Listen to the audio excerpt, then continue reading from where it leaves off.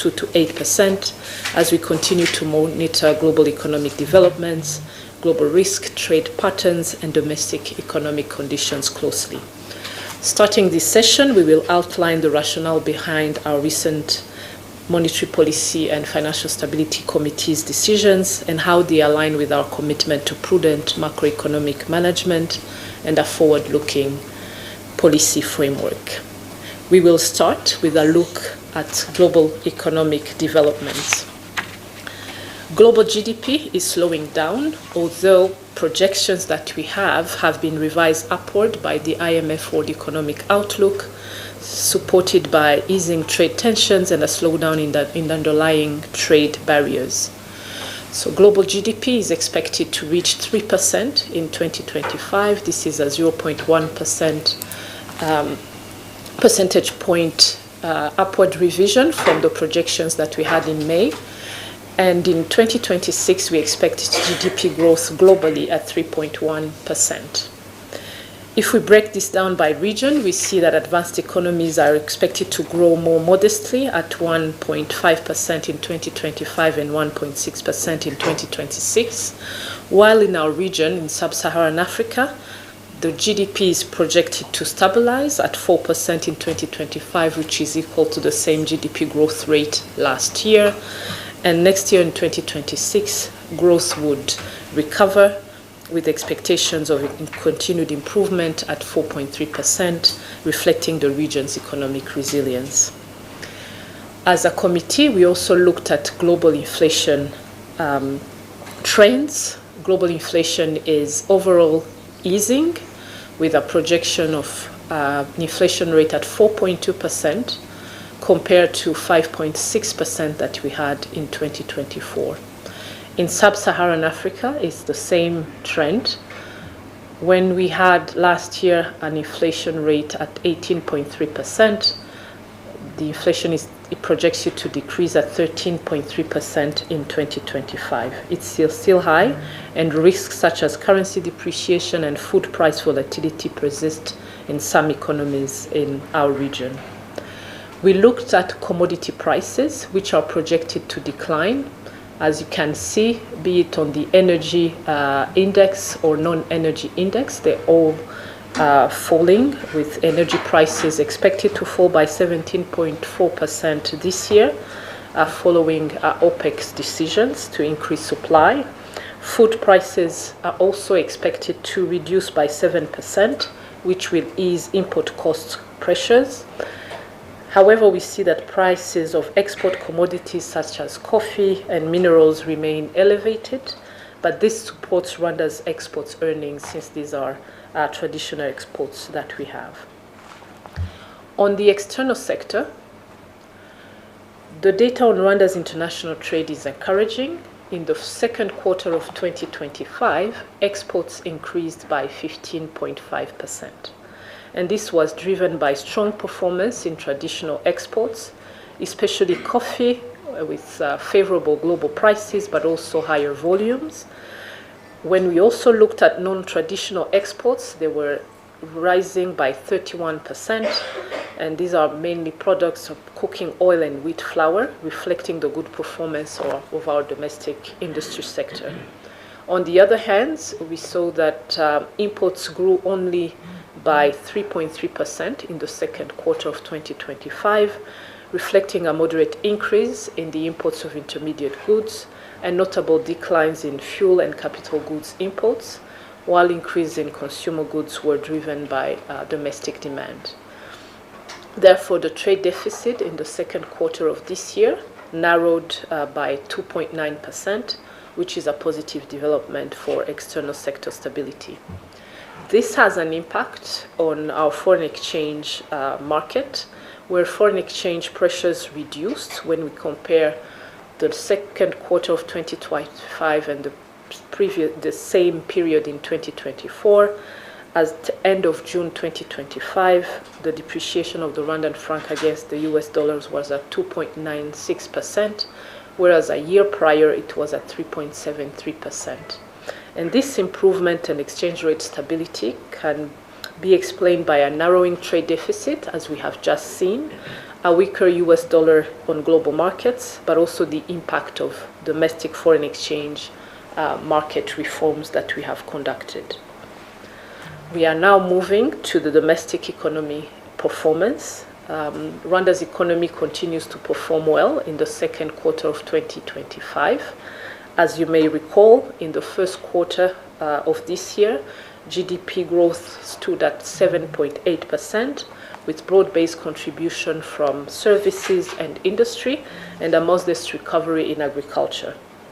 Data for the second quarter are not yet released, but when we look at our high frequency indicators, they point to a sustained economic momentum in the second quarter, with our composite index of economic activities rising by 12.5% in the second quarter, reflecting strong performance across all sectors. We now move on to the monetary market developments. In the second quarter of this year, all rates have declined. Starting with money market rates, the interbank rate on average in the second quarter was at 6.3% compared to 8.14% that we had in the same period in 2024. In line with the CBR, the deposit rate also has reduced to 9.75%. This is in comparison to 10.17% deposit rate we had in the same period in 2024. And in the lending rate on average, they also decreased at 15.97%, which is a decrease from the 16.25% that we had in 2024 in the second quarter. As a committee, we looked at inflation developments domestically. For the second quarter, headline inflation has stabilized at 6.7%. This was driven mainly by a decline in core inflation that has offset an increase we've seen in fresh food, but also an uptick in energy deflation. The decline that we noted in core inflation reflects lower transport inflation, with the fading impact of upward revision of transport services a year ago, and this offset increases in core hotels and food inflation. For fresh food inflation, the increase is driven by higher vegetables inflation, reflecting the end of season A, but also the delayed season B harvests. When we take a look back at inflation trend since 2022, you may recall that we had very high inflation in 2022 and 2023, and a core inflation, which excludes volatile elements of the consumer price index, it's the yellow bar on the chart, consistently reduced from the first quarter of 2024, and we had a peak in November 2022. Thanks to the monetary policy stance and other policy measures to maintain price stability, headline inflation has remained within the range since the first quarter of 2024, although we have started to see pressures in the last quarters that have driven headline inflation to 6.7%. In recent months, we're also seeing inflation pressures. In July, headline inflation stood at 7.3% from 7% in the previous month, on the back of an increase in core and energy inflation, while fresh food inflation declined. And so as a committee, we look at projections for inflation. Although inflation is expected to remain within the target range that we have of 2% to 8%, we see that headline inflation is projected to average 7.1% for this year, reducing back to 5.6% in 2026. The upward revision of these projections compared to the last round of Monetary Policy Committee in May is due to several factors, and in addition, we see that there are risks to this outlook, particularly linked to adverse weather conditions, which could affect agricultural production, geopolitical tensions and trade uncertainties that could influence domestic conditions, as well as the fact that we have uncertainties on agricultural productions. And as Monetary Policy Committee, we continue to monitor these developments. And therefore, taking into consideration recent developments as well as new projections, the monetary policy has decided to increase the central bank rate to 6.75%. This is a slight increase of 25 basis points. And this level for us is considered adequate to keep inflation within the target. And that's the end of our first presentation on monetary policy. I will now move to the Financial Sector Committee discussions and decisions. The committee reviewed recent developments in Rwanda's financial system and assessed potential risks to stability. The financial sector continues to expand, driven by strong economic momentum. As of June 2025, as you can see, total financial sector assets grew by 23%, reaching 14 trillion. And growth was recorded across all sectors. Banks' assets increased by 23%. On the microfinance side, the increase was at 21%, while the pension sector assets also increased at 26%, on the back of rise in contribution following recent changes in public pension contribution rates. Insurance sector's assets also rose by 18%, and this growth reflects overall a stable and deepening financial system. As a committee, we also looked at the role of the financial sector in the economy, where we can observe continued financial deepening to support economic development. Assets to GDP ratio rose to 71.3% in the second quarter of 2025, up from 65.6% that we had a year earlier. And this performance is linked to strong growth in deposits, higher returned earnings, and sustained credit expansion. I will talk about credit developments. The financial sector continued to play a key role in supporting economic activities, with outstanding loans in banks increasing by 15% and loans in microfinance institutions growing by 20.8%. And when we look at active borrowers, being households and corporates, they are now reaching more than 1,100,000. We also look at now, go back to banking sector stability.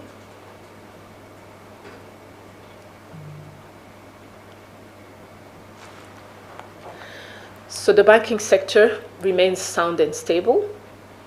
Its capital ratio is adequate to absorb shocks, with the capital adequacy ratio at 21.6%, well above the minimum requirement of 15%.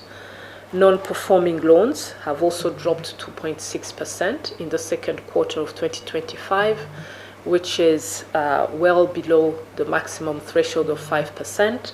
And the liquidity coverage ratio is at 289%, well above the minimum of 100%, reflecting ample liquidity in the banking sector. Moreover, when we look at profitability for the sector, it remains high, with return, going back to the banking, return on equity is at 18.6% for the second quarter, and the slight decline observed compared to the same period last year is due to slower growth in interest income and rising operating costs. The microfinance sector remains healthy and efficient, with notable improvements across key indicators. The capital adequacy ratio rose to 34.7%, supported by capital injections and the conversion of borrowings into equity. Non-performing loan ratio declined to 3.4%, And while in profitability improved with return on equity at 14.8%, driven by aggregated better loan quality and strong credit demand in the sector. I think we might go back to the financing of sectors that I skipped.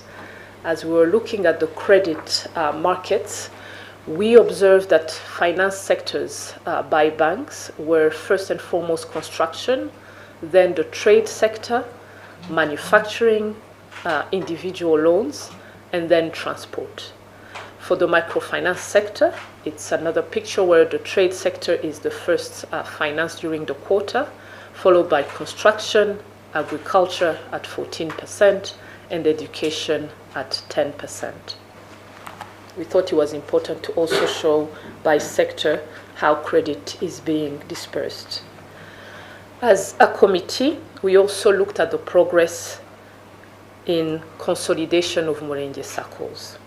There is good progress where now we have 9 district SACCOs that have been formed, and 5 additional district SACCOs are in the final stages of the process. And this consolidation has led to expanded lending capacity that we've just seen in the numbers for the microfinance institution, improved service delivery, and greater operational efficiency of Umurenge SACCOs and now district SACCOs overall. We move now to the insurance sector. The insurance sector was also meeting all prudential requirements, being in terms of solvency ratio, which is now at 215%, above the minimum threshold of 100%. The liquidity ratio was also 109%, above the minimum requirement, which allows the insurance sector to meet their short-term obligations. And profitability remains solid, with a return on equity at 19.2% and return on assets at 8.6%, driven by investment income, although we noted as a committee that there are still challenges linked to underwriting performance. Moving on to the pension sector. The public pension fund assets continue to grow with a growth of 26%. To 2 trillion Rwandan franc by the end of the second quarter 2025. But at the same time, the benefits for pensioners have also increased by 61%, reaching 43 billion in the first 6 months of 2025, which enhances pensioner welfare. The committee looked at developments in Ejoheza long-term savings scheme, which also expanded significantly by 31%, which is total assets now at 80 billion. And also looking at contributors, they continue to increase, but mainly at 82% of all Ejoheza contributors are in the informal sector, which gives confidence on the purpose of Ejoheza to provide pension and insurance coverage for people in the informal sector, demonstrating the scheme's growing reach and also inclusivity. And lastly, as a committee, we looked at retail digital payments, which continue to drive accessibility and efficiency, highlighting increased usage across various platforms. As you can see, retail payment as of June 2025, they had reached 68 trillion Rwandan franc, and now electronic payments account for over 343% of GDP, underscoring the growing role of digital finance in supporting inclusive economic activity and financial sector transformation. We also looked at eCash, which is Rwanda's interoperable instant payment system. Continues to support the national vision of a cashless and inclusive financial system. As you can see, adoption is also increasing, with transaction values having increased to 37.7 billion at the end of June 2025, which is a 4-fold increase from the 9.4 billion that we had in the same period in 2024. In terms of active users, eCash now has 2.1 million users and has already onboarded 20 financial institutions as participants. This reflects increased trust and usage across the financial system. Now what we looked at as a committee is potential risk. We expect our financial sector in the medium term to remain stable and resilient. However, some risks that we have identified include potential rise in cost of funds in global and domestic markets, potential decline in asset values, particularly equity prices, amid ongoing financial uncertainties globally, as well as operating risk stemming from the increased use of digital financial services. Another risk is around credit and deposit concentration, particularly in the banking system. In response, the National Bank of Rwanda remains vigilant and committed to implementing timely, evidence-based policies to preserve the stability and soundness of the financial system. I thank you all for your kind attention, and we are ready to take your questions. Thank you, Governor. We can now open up for questions, limiting 2 questions for each media outlet. You'll start by introducing yourself, then your question, and with your permission, Governor, we'll take a round of 3 questions and then answer. Thank you. RBA. Murakoze nyakubahwa Governor, nitwa Placide Nyenshuti nkorera RBA. Ikibazo cya mbere nifuza kubaza ni kirebana n'izamuka ry'ibiciro, aho mwatubwiye ko ibipimo byanyu bigaragaza ko bizazamuka cyangwa se bitegereje kuzamuka kuri 7.1% muri uyu mwaka. Twanareba no kuri amabare mwatweretse tubona ko ugeraje n'umwaka ushize byagiye bizamuka, tukabona biri hafi kugera ku 8 kuri zambago muvuga. Murasobanura mute ingamba muri gufata kugira ngo bitazarenga 8 kugira ngo n'abaturage bagire ikizere kugira ngo ibiciro bidakomeza kubakomerera ku isoko. Ikindi kibazo cy'amatsiko, ushize mwatubwiye ko mufite umushinga wo gukora reserve muri zahabu. Twifuza kumenya aho ugeze ndetse niba nibyo mwifuzaga mutekerezo uyu mushinga reba mubona hari umusaruro uzatanga. Ikindi ni kirebana CBDC, ushize mwatubwiye ko hari development mugezeho ndetse hari n'amagerageza mwatangiye hagati yanyu. Turifuza kumenya ese iki twakwitega nk'abantu bari muri bakurikirana ibirebana n'uyu mushinga kugira ngo abanyarwanda bamenye aho ugeze ndetse n'ingamba mufite kugira ngo, kuko hari ibihugu byinshi byagerageje ariko bikagera ahantu ugasanga birabihagaritse cyangwa se nta nicyo bigezeho. Icyo muri gukora niki kugira ngo uyu mushinga uzabyarire inyungu igihugu ndetse n'ubukungu muri rusange? Murakoze. I think you can take them. Bari babemereye bibiri ariko ubwo baguhaye bonus ya gatatu. Murakoze Placide kuri iki kibazo. Icya mbere nibyo koko turabona ko umuvuduko w'ibiciro ugenda uzamuka ariko ntabwo uragera kuri zambago z'8%. Nkuko byagiye bigaragara, twagiye tubona ko muri aya mezi 2 ashize umuvuduko w'ibiciro wageze kuri 7% mu kwezi kwa gatandatu, 7.3% mu kwezi kwa karindwi. Ahanini bikaba bishingiye ku biciro twabonye ku by'ibiribwa, cyane cyane ko ayo mezi ariho umusaruro wa season A ubusa nko warangiye, hanyuma na season B nayo aribwo umusaruro uhari ariko ntabwo umusaruro wabonetse ari nk'uwari witezwe. Ikindi mwabonye ko mu kwezi kwa karindwi hari ibiciro byagiye nabyo bizamuka, byaba ibiciro ku bikomoka kuri peteroli ndetse n'ibiciro bijyanye nk'uko twabibonye n'ibijyanye n'amahoteli kubera VAT yagiye ishyirwaho, ibyo bikazamura ibiciro ariko tubona ko atari ikintu giteye impungenge, nubwo nka politike y'ifaranga twashatse kongera gato ku rwunguko rwa Banki Nkuru y'u Rwanda kugira ngo uyu mwaka ndetse n'ukurikira tutageza kuri cya kigero cy'umuvuduko w'ibiciro wagera kuri 8%. Ni nayo mpamvu twasobanuye mu kwezi kwa gatanu twabonaga yuko umuvuduko w'ibiciro utazarenga 6.9% niba nibuka neza, ndetse na 3.9% muri 2026 dusubiye mu mibare kubera ayo makuru yindi twari dufite byaba ku musaruro w'ubuhinzi ndetse n'ibyo biciro bindi byiyongereye mu kwezi kwa karindwi. Tubona yuko umuvuduko w'ibiciro wazamuka, ariko nkuko twabyerekanye, umuntu asubiye kuri ya slide yerekanye uko umuvuduko w'ibiciro wagiye wiyongera mu myaka 3 ishize, n'ingamba zafashwe kugira ngo byongere bigaruke kuri za mbago. Dufite icyizere ko dukomeje izi ngamba twafashe ndetse n'izindi ngamba zigenda zishyirwaho na leta kugira ngo ibiciro bitiyongera cyane, tutazarenga izi mbago z'8%. Ikibazo cya kabiri cyerekeranye na zahabu cyangwa n'ishoramari muri zahabu.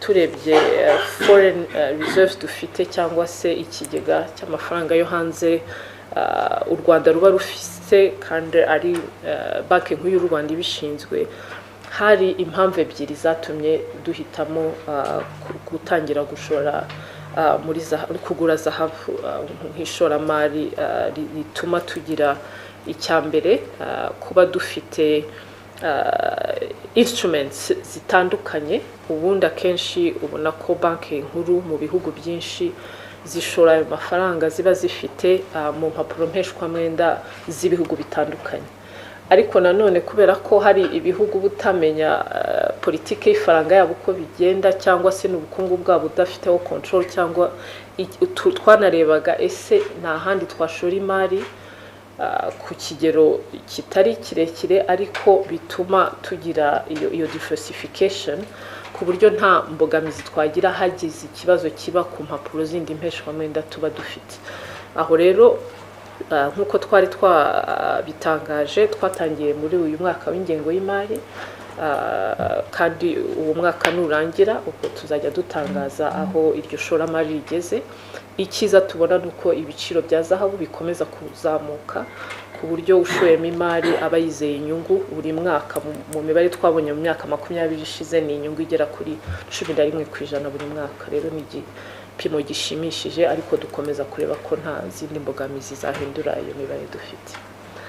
Icyanyuma wari wabajije kuri CBDC cyangwa ifaranga koranabuhanga. Nibyo koko twatangiye icyo bita proof of concept, ni igerageza rya mbere riba riri ku bantu bake cyane, kugira ngo turebe ko bwa bushakashatsi twari twakoze bwari bwerekanye inyungu twabona mu ifaranga koranabuhanga, byaba igabanyuka ry'ikiguzi cyangwa se ry'igiciro umuntu atanga yoherezanya amafaranga, byaba se kuba iryo faranga koranabuhanga ryatuma dukoresha ikoranabuhanga ku buryo bushimishije, ariko bikanagabanya ibibazo tujya tubona muri systeme zidakora neza mu guhererekanya amafaranga. Ikindi cya gatatu cyari ukwerekana ko cyagaragaye mu bushakashatsi, ariko nacyo kigomba kugeragezwa, ni ukwerekana ko koherezanya amafaranga n'ibihugu by'amahanga mukoresheje ifaranga koranabuhanga CBDC byagabanuka igiciro 30%. Ibyo ni bigaragara mu bushakashatsi, ariko nibyo turimo kugerageza kugira ngo turebe koko ko ibyagaragaye mu bushakashatsi biba bikiri theory, iyo koko utangiye gushyiraho iyo technology bikunda.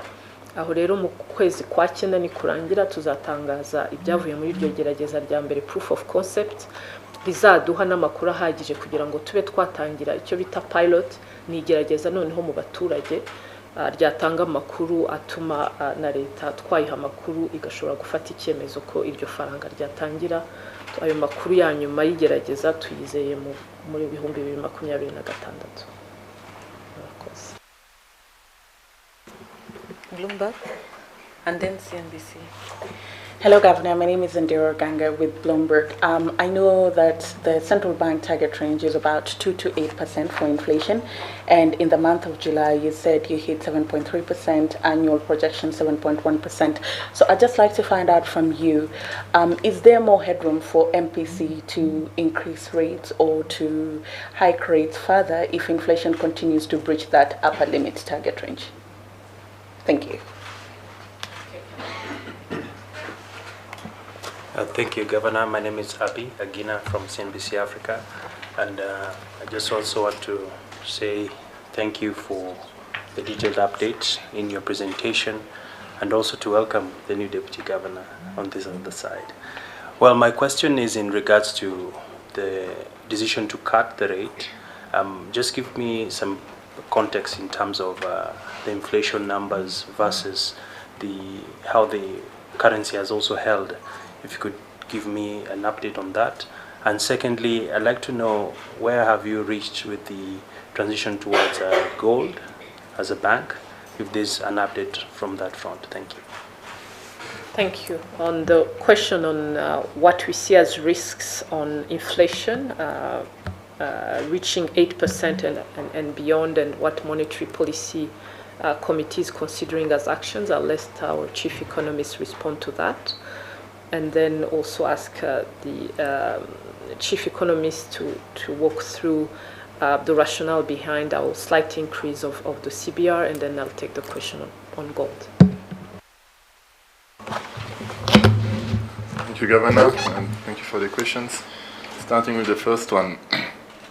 Yes, you're right. We saw an increase in inflation, as the Governor mentioned, in the months of July and June. It's around 7%, now 7.3%. So we took that into account, plus all the recent development that we see and the drivers of inflation, to revise our projections. As you know, we do that every quarter, so it is dynamic. Last time when we were here, we were projecting 6.5% for the year 2025. This has been revised up to 7.1% for this year on average. Still, it is below 8%, but we saw pressures coming and the risks that are there around. Right now, in the baseline scenario, we have goods. We have projections of international commodity prices coming down. We have projections of a good harvest in the agriculture sector in the months to come. But if the weather conditions are changing, or if the situation geopolitically globally is changing, that can have an impact on these two factors. So taking that into account, actually the increase of 0.25%, the response we are having now to avoid having inflation going above 8%. That's the main reason. So that means that you're not worried, or are you keeping your options open? So what we do, we actually revise it every quarter. So next time we need to reassess the situation and see if the risk materialize or not. And at that time, then we'll see what will be the appropriate decision. What is sure is that the MPC took this decision knowing that they are very, the committee is actually willing to do anything possible so that this rate does not go up all the way to above 8%. As you saw in the previous 2 years, we had inflation that was very high, and at the time, MPC took the decision to increase the rate. So we will see what will happen in the future, but basically, the reaction of today to increase by 0.25% is to prevent inflation to continue going up. There was a question also a link between depreciation and inflation. If you could maybe repeat that question. Thank you. It was in regards to the currency and the outlook in regards to, you're seeing the exports have not really marshaled up as was projected earlier.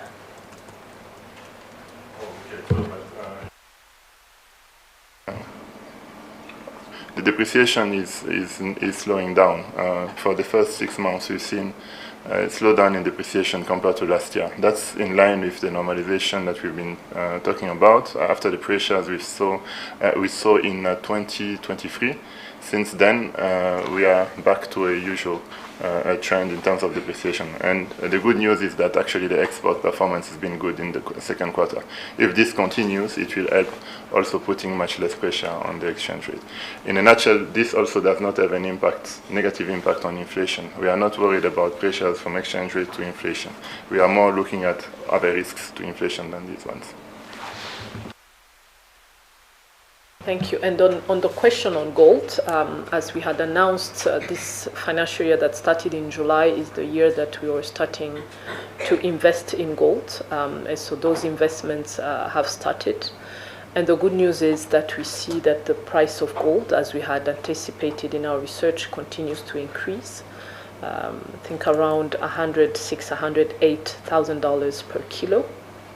And the annual return on gold prices in the last 20 years has been around 11%. And as central bank, of course, when we invest our foreign exchange reserves, I would say objective is one, to maintain capital, and that is achieved through gold, and even diversification from government security instruments and adding gold to our portfolio.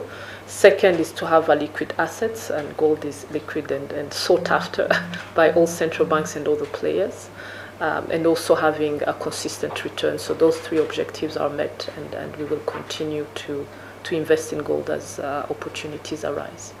Can I Thank you. follow up on that? Sure. And then we let other people ask questions. How much have you spent on gold so far? Generally don't publish our investment portfolio until the end of the financial year. So June 2026, the annual report that comes, we will have those details. Thank you. But I can assure you that our reserves are still adequate, above 4 months of imports at end of June 2025. It's Kigali Today and New Times. You'll introduce yourself. Murakoze nyakubahwa gavana, nitwa Emeline Mbabazi, nkorera Radio Disi na TV10. Hagiye gushira amezi 2 Beneri ishyizeho amabwiriza ku bantu bishyuzaga serivisi zimwe nk'ubukode n'izindi mu mafaranga y'amanyamahanga. Ndifuza kubaza, nyuma y'icyo gihe mubona hari icyo byatanze kuba abantu baba bararekeye kubikora no barikoraga mu buryo butemewe? Murakoze. Murakoze Governor, and may I add my congratulations to the Deputy Governor. The financial sector is growing rapidly, it seems. Within it, there is usually a lot of mystification from people, ordinary people, about the financial sector. And added to that, there are an awful lot of people who feel that there is a lot to be gained by getting involved in it, trading privately and so on. So what I'm really wondering, is there a clear path and clear regulations either now or intended to be planned, so that everybody in a country understands at each stage of development and how they can get involved and where they can get involved and when they can get involved? Secondly, please, on the gold. Yes, it's good that the prices of gold are increasing, but on the other hand, it also means that if the investment is being done now, it also means that it is being bought at a fairly high price. So could you tell us about that balance and see? Thank you very much. Thank you. Ndahera ku kibazo cya nyine muri Radio 10 ku byerekeranye n'amabwiriza twatanze asobanura gukoreshwa kw'ifaranga ry'u Rwanda, ndetse anabuza abantu bari bakishyuza ubukode mu madolari kandi bishyuza abanyarwanda n'ifaranga ryemewe mu Rwanda ari ifaranga ry'u Rwanda. Aho icyo twabonye nuko abantu benshi bagiye bahindura amakontrakt bari bafite, cyane cyane mu nyubako z'ubucuruzi niho twabonaga abantu batubaza cyangwa batubwira yuko babasaba kwishyuza mu madolari. Ubundi ifaranga ryemewe mu Rwanda ni ifaranga ry'u Rwanda, kereka mu bucuruzi bumwe na bumwe cyangwa sectors zikorana n'abanyamahanga cyangwa se zohereza ibintu mu mahanga bivanayo.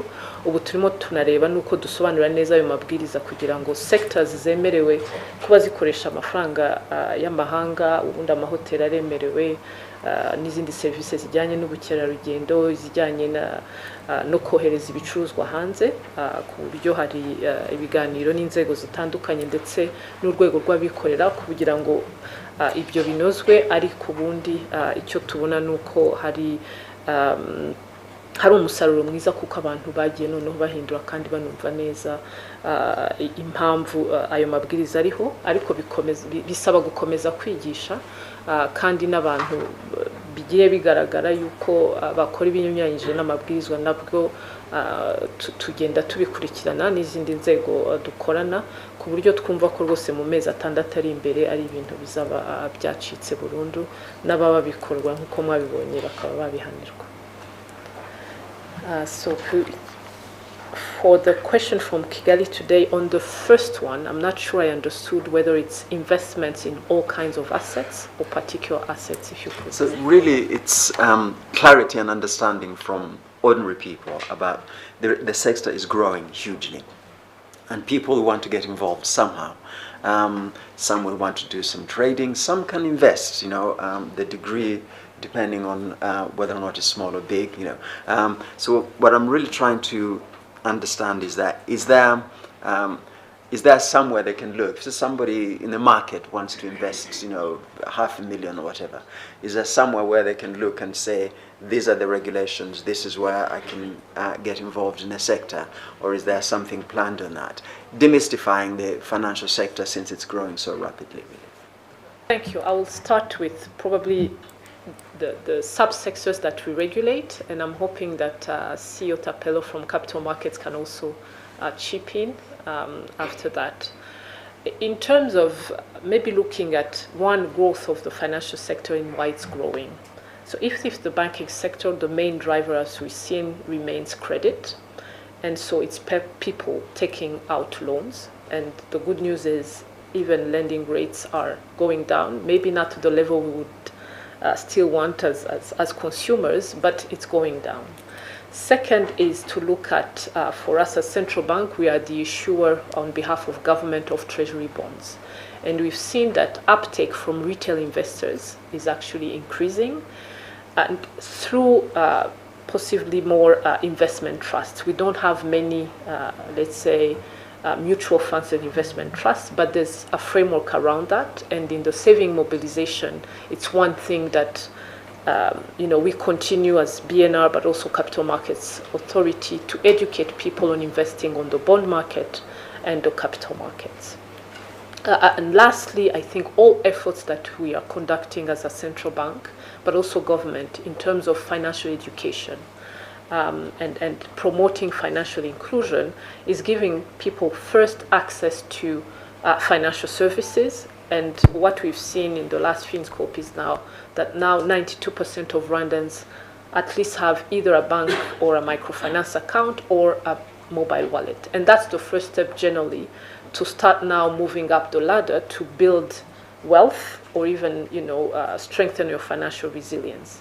Once you have an account or a mobile wallet, you can start saving, and there's been a lot of campaigns around saving. You can start investing, and you will also are starting a national insurance strategy that we're hoping that it will be completed this year, which has a component on education on insurance sector, so that people can start also covering their assets, which is part of having financial resilience. So I think I would stop there and then ask probably CEO Tapelo if he's still online to come on.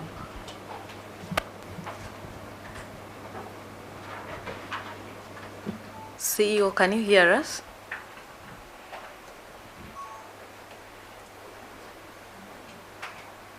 I think maybe I'll speak on behalf of Capital Markets Authority because he was part of our Financial Stability Committee meetings. They have, continue to reform the capital market.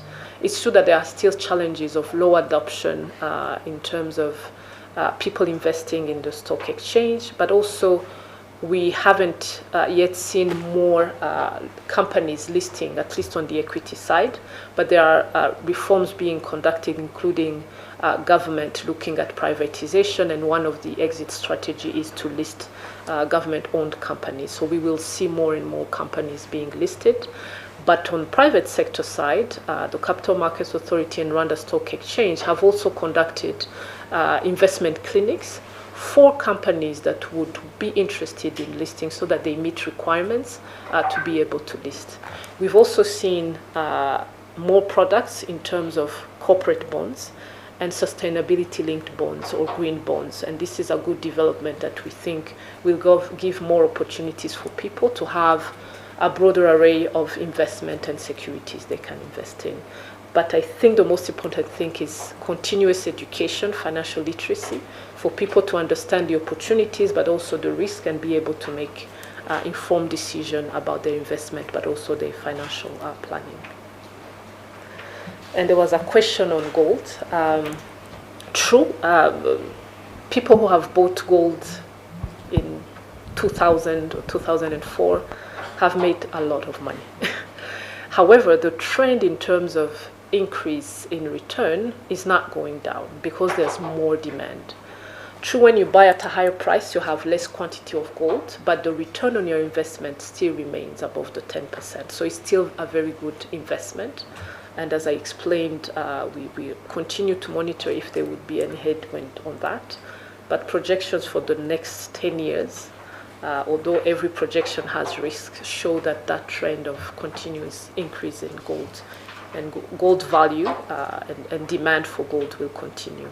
So we are positive that our investment will also have decent returns. Thank you. We still have 15 minutes. We can take. So we had a hand. The New Times was. We have someone from the New Times, and then Musoni. Yes. Thank you so much, Governor. All right. Thank you so much, Governor, for the updates. My name is Jessica Mtamba from the New Times. From your presentation, we've seen a notable improvement within e-cash flows, but also on the ground, some businesses and individuals still prefer to use cash due to transaction costs.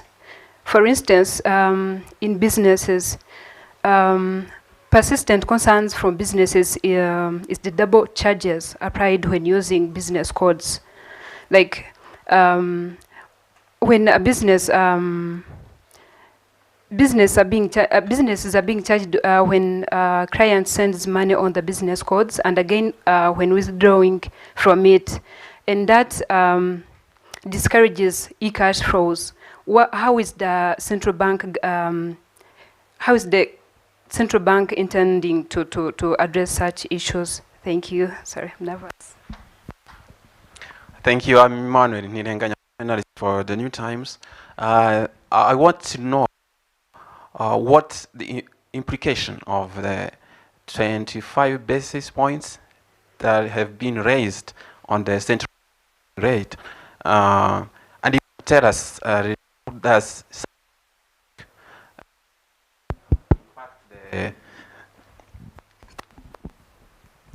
as I was saying, I would like to understand the 25 basis points that were raised on the central bank lending rate. What impact should we expect on the financial sector? And you can tell us really how does central bank decisions such as this affect the lending rates and control inflation. And you talk pension benefits payout. That's so a rise of 61%. So I want to understand what are really the underlying factors for such increment, and what does it mean to the pension scheme and also the lives of the retirees. Thank you.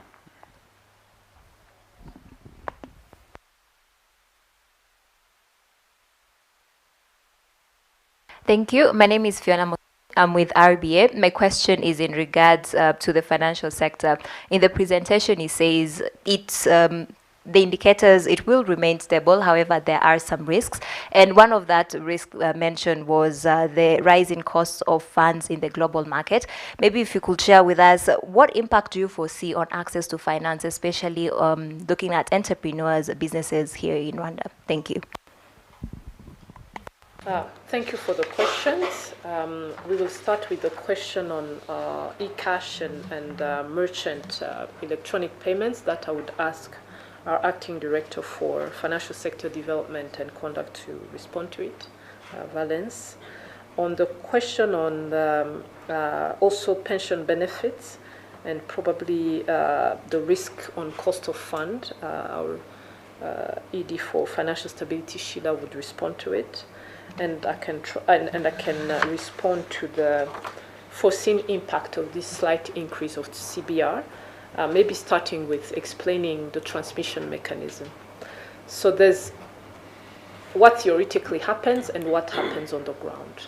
Monetary policy instruments that the National Bank of Rwanda has to maintain price stability is around the central bank rate, adjusting it to make sure that we don't go above the 8% in terms of inflation, or even below 2%, because that would not be good for the economy. And so once we set the central bank rate, the expectation, if all things were going according to theory, meaning as in advanced economies where you see central bank rate either increasing or decreasing, and you see it automatically on the lending rates for financial markets that are already developed. For us, it takes a while to start translating, let's say, the 0.25% increase into money market, so the interbank. For now, we can see that that transmission is immediate, as we've seen. Secondly, from money market, then deposit rate, and then lending rate. On the interbank rate, what we have seen in the second quarter is that actually, on average, the interbank rate was lower than the 6.5% CBR that we've had since August 2024. And this is because the supply of money or liquidity in the banking sector is very high for the reasons that we mentioned even last time. Less domestic borrowing for government, meaning that banks have to now adjust their investments according to the new opportunities that they have, because the treasury bonds that they used to invest in are not as, we don't have many issuances by government, which is a good thing on the fiscal side, and is, banks have to take time to adjust to it. The good thing we're seeing is that even on the lending rate, there's more competition. The lending rate is going down. And we've seen that liquidity is still ample, so we don't expect that there would be any addition to the lending rate. One, because of ample liquidity, more competition in the banking sector, but also we started reviewing the pricing models of banks and microfinance, and some of the institutions were actually overpricing their interest rates.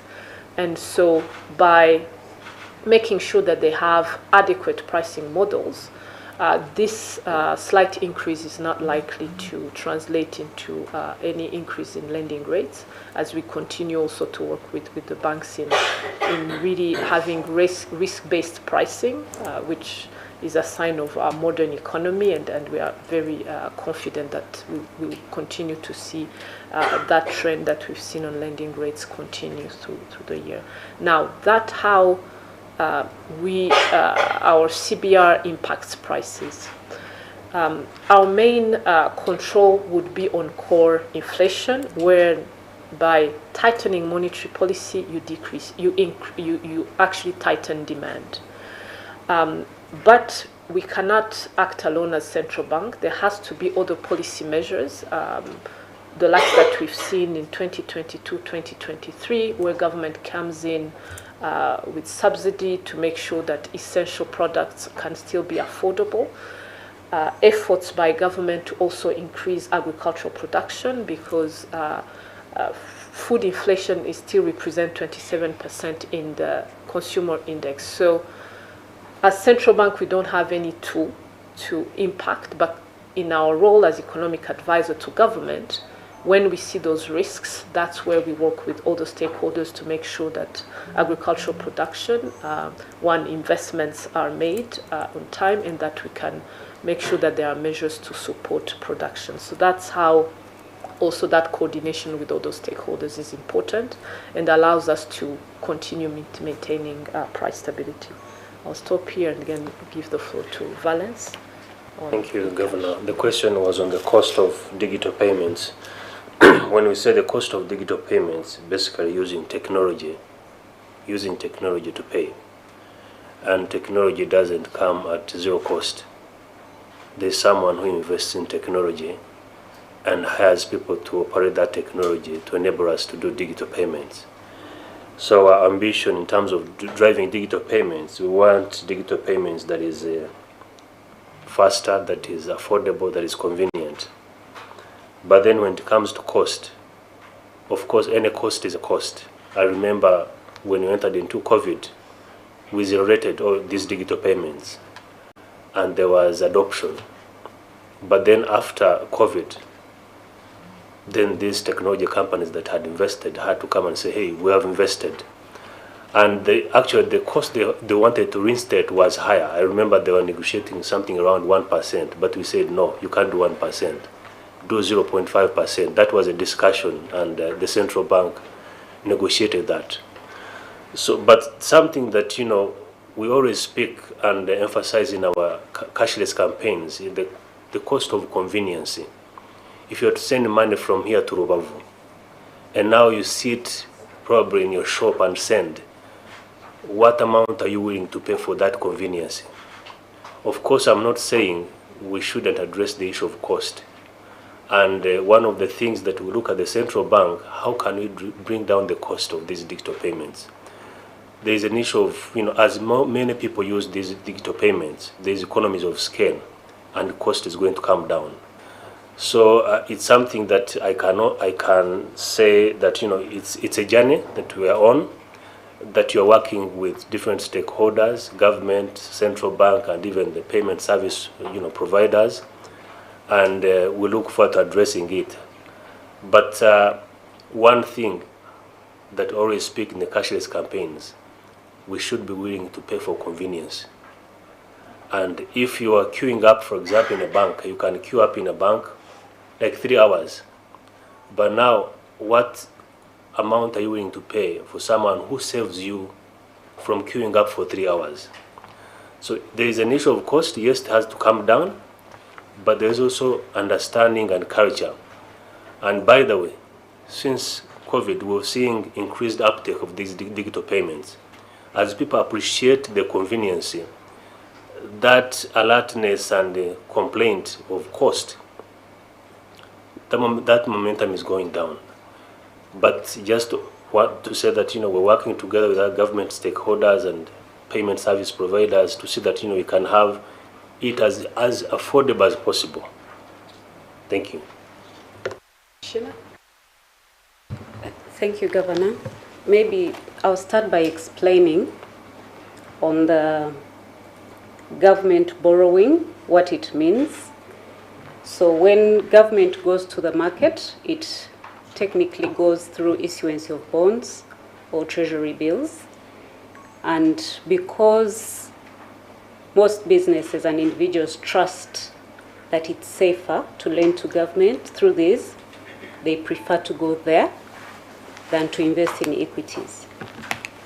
So when governments, we are not seeing that here currently because government is actually reducing its footprint on the market, but internationally it's increasing, and it has an effect that comes onto our sector through what the financial sector borrows on the international market. So when banks price their products, they basically base this on the cost at which they borrowed from international players. And as the prices for funds increase globally, so the banks borrow at higher rates, and as a result, they would lend at higher rates. But like Governor explained earlier, this has not been seen, and it's actually not anticipated, because part of the government fiscal consolidation policy means that it's gradually reducing its footprint in terms of the facilities that it's putting onto the market. There was a question on the pension benefits. I am not sure if you could repeat the question.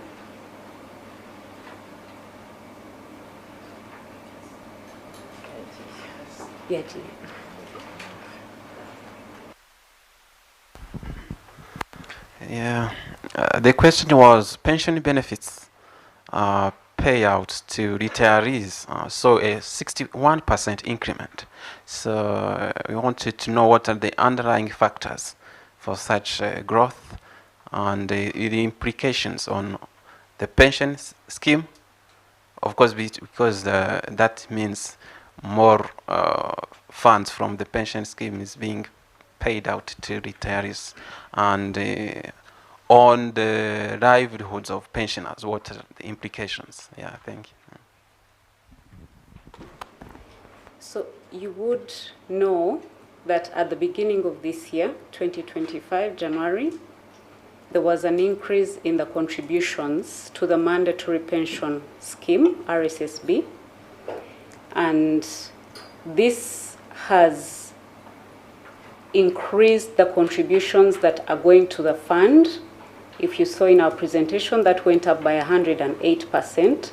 So the contributions is what the employees and employers contribute to the fund for their retirement time. Now, when this was being rolled out, it was intended, one of the reasons was intended to improve the welfare of the retirees. And as a result, alongside the increment in the contributions, there was also an increment in what the benefits would be to those that are retiring.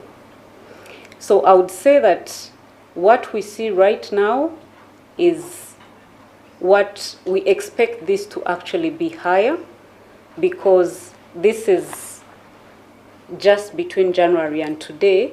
But as we move forward, we anticipate that this will even increase alongside the contributions that are being made, because the different bands of the benefits to to retirees, especially the lowest band, was almost doubled.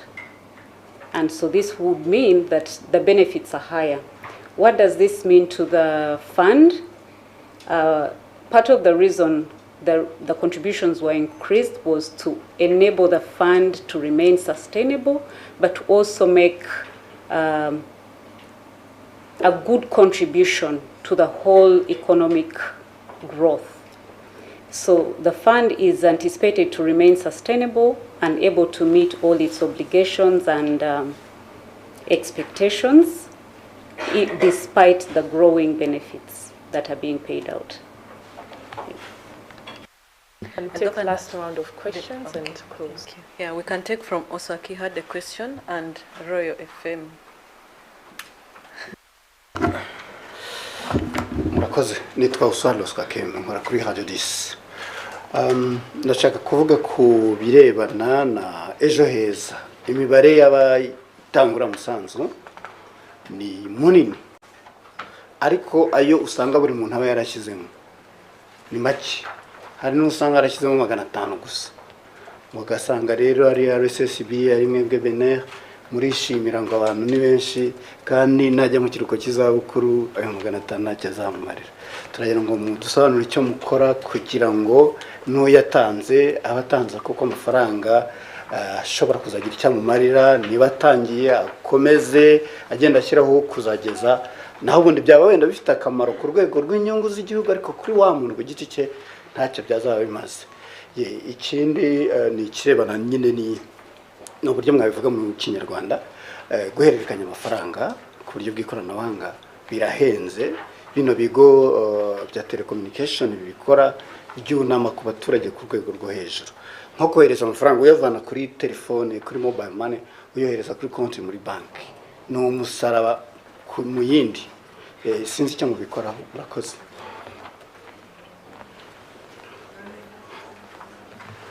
Yeah, thank you, Governor. So you said that the financial sector is expected to remain stable and resilient. For that, my question is, mu guhangana n'ingaruka zizamuka ry'igiciro cy'amafaranga ku isoko mpuzamahanga n'ibyo mu gihugu imbere muri rusange, ni iyihe gahunda beneri ifite kugira ngo ibiciro by'inguzanyo bitabangamira abikorera n'abaturage muri rusange? Ikindi ni kijyanye na fraud and cyber risk. ahangaha hakomeje kugaragaza ko fraud and cyber risk biteye impungenge. Ni izihe ngamba zihariye cyangwa se muri rusange ingamba zihari cyangwa se zaba ziteganya gushyirwaho mu kurinda system z'imari mu gihe ikoranabuhanga ririmo gutera imbere mu Rwanda no ku isi muri rusange? Murakoze. Murakoze. Ndahera ku kibazo cya Uswaki. Umuntu yabanza guhera ku impamvu Ejo Heza yagiyeho. Ejo Heza yagiyeho kugira ngo abantu badafite ubwishingizi cyangwa se badafite pension babona muri RSSB kuko ubundi ari umukozi bayakata ku mushahara, nabo baba bafite uko bizigamira, leta igashyiramo nkunganire kuko yongeraho ikindi gice hanyuma ukazabona iyo pension. Nibyo koko haracyari urugendo kuko biterwa n'amafaranga washizemo, ariko icyo twakwishimira nuko mu gihugu cyacu hatekerejwe n'abantu bari muri informal sector badafite akazi gatuma hari contribution bashyira muri RSSB, nabo bashobore kubona uko bizigamira na leta ishyiremo amafaranga atuma banabona n'ubwishingizi ku buzima hagize ugize ibyago agapfa mbere y'igihe nibura umuryango we ukayabona. Kugira ngo rero umuntu ashobore ibikorwa byose muri politiki y'ubukungu no kugira ngo umunyarwanda ubushobozi bwe bwiyongere anabone n'amafaranga yizigamira. Wavuze uti harakorwa iki? Burya ibyo dukora byose kugira ngo ubukungu budahungabana ni ukugira ngo umuntu ashobore kugira income cyangwa se icyo ageraho, niba ashyira amafaranga ye yaba muri banki yabaho ayashora imari, ayo mafaranga ntahungabane. Ni ibintu byinshi bigomba guteranya, ariko ndumva ikintu twagombye kwishimira nuko Ejo Heza ihari, abantu benshi bayitabiriye kandi mwabonye ko abantu koko bari muri informal sector ari bo benshi, kandi ko n'amafaranga y'icyo kigega akomeza kwiyongera.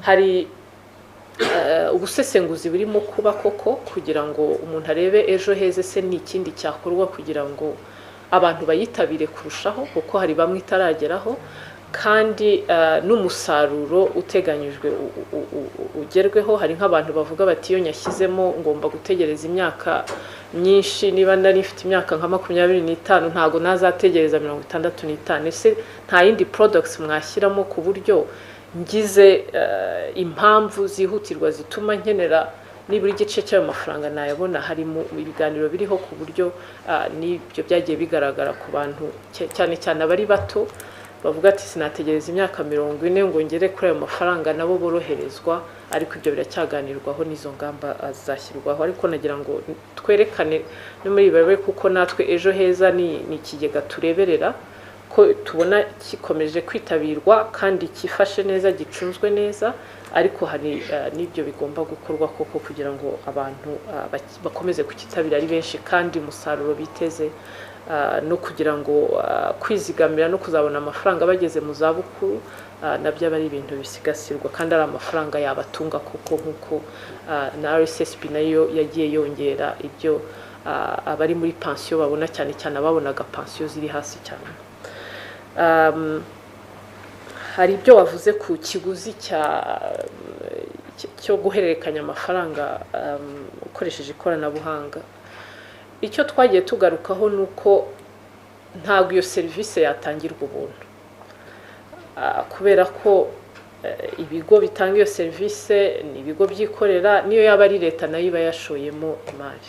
Ariko icyagiye kigaragara nuko muri iyi myaka 5 ishize, cyane cyane guhera covid, muribuka ko hari havanje gufatwa ingamba zo gukuraho icyo kiguzi kubera ko abantu batashobora guhererekanya cash. Nyuma icyo kiguzi kinasubiyeho ntago cyasubiye ku mafaranga cyari kiriho. Ikindi uko abantu benshi bayitabira ni kundi economies of scale zatuma ayo mafaranga agabanuka. Nk'ubu muzi ko umuntu wohereza amafaranga kuri nimero ye ayokuye kuri banki ayashyira kuri nimero ye nta kiguzi acibwa, ikiguzi gicibwe yishyura kuri telefoni y'undi muntu. Hari ibindi turimo kureba nabyo, cyane cyane ni system ya e-cash, aho umuntu yoherezanya amafaranga noneho kuva ku kigo kimwe kijya ku kindi, kandi ni switch ni company ya leta kureba investment zajyamo kugira ngo ikiguzi cyongere kigabanuke cyane cyane ku bantu bohererezanya. Ariko ntago twabizeza ngo icyo giciro nta kiguzi ni serivisi y'imari, buri serivisi yose ifite ikiguzi. Icyo dushaka ni uko icyo kiguzi kitabangamira umuturage kandi koko kiba gisobanuwe n'ishoramari ibyo bigo byashyizemo, kandi aho tubonye koko hari umurengera natwe nk'abashinzwe serivisi zo kwishyurana natwe tubireba, ariko tubona ko ikashi ikomeje kwitabirwa ndetse n'ishoramari leta yashyizemo bizatuma icyo giciro kigabanuka mu mezi ari imbere. Hari ibibazo mwabajije mutese, wenda nahera ku cyanyuma ko twavugaga serivisi zikoresha ikoranabuhanga, ibyerekeranye na fraud cyangwa abantu biba bakoresheje izo serivisi. Mwabonye ko hari campaign yatangiye yo gukangurira abantu kwirinda, ariko ntabwo ari ukwigisha gusa abantu kwirinda. Natwe nka banki nkuru y'u Rwanda tureberera serivisi z'imari, hari ingamba n'amabwiriza twashyizeho atuma ibigo bitanga izo serivisi byirinda, ndetse ayo mabwiriza anerekana ibyo bigomba kuba byashyize ku murongo, yaba ari abantu bakoresha bumva ikoranabuhanga, yaba ari controls basigaho, ni ukuvuga umuntu ukora igenzura, ndetse na raporo baduha buri munsi.